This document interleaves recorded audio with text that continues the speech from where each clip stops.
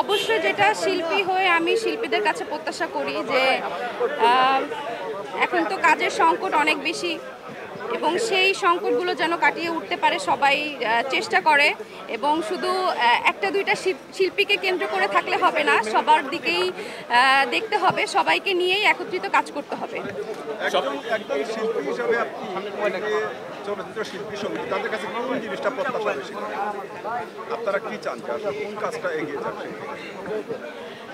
Actually এতদিন তো যেটা দেখছি আসলে সেটা কষাকষি, এই পক্ষ মানে দুই পক্ষ একটা হয়ে গেছে আমাদের শিল্পীরা আমরা সবাই সমান।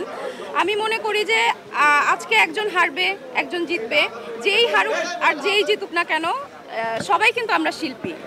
তো যারা জিতবে তাদের কাছে এতটুকু প্রত্যাশা করব, যারা হেরে গেছেন তাদেরকে যেন প্রতিদ্বন্দ্বী না মনে করেন, তাদেরকে নিয়ে যেন একই পরিবারকে সাথে করে নিয়ে আমরা সামনের দিকে চলচ্চিত্রের জন্য কাজ করতে পারি। বিগত কমিটির মূল্যায়ন সম্পর্কে কিছু বলবেন? বিগত কমিটি এই যে কমিটি আছে তার মূল্যায়ন সম্পর্কে কিছু বলবেন, তাদের কার্যক্রম কেমন ছিল বা আপনার এই বিষয়ে সফলতা ব্যর্থতা নিয়ে কিছু বলবেন? না, এটা নিয়ে আমি কিছু বলবো না, যেন ভালো কিছু করতে পারে, শিল্পীদের জন্য ভালো কিছু করুক, এটাই চাই।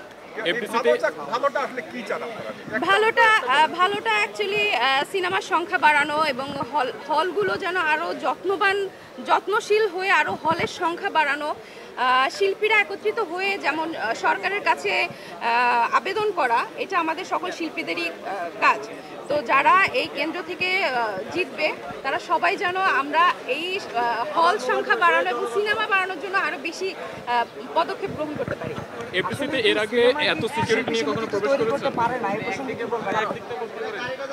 এফডিসিতে এর আগে এত সিকিউরিটি নিয়ে কখনো প্রবেশ করেছেন? হ্যাঁ, গতবারও এরকম ছিল, সেম এরকমই ছিল।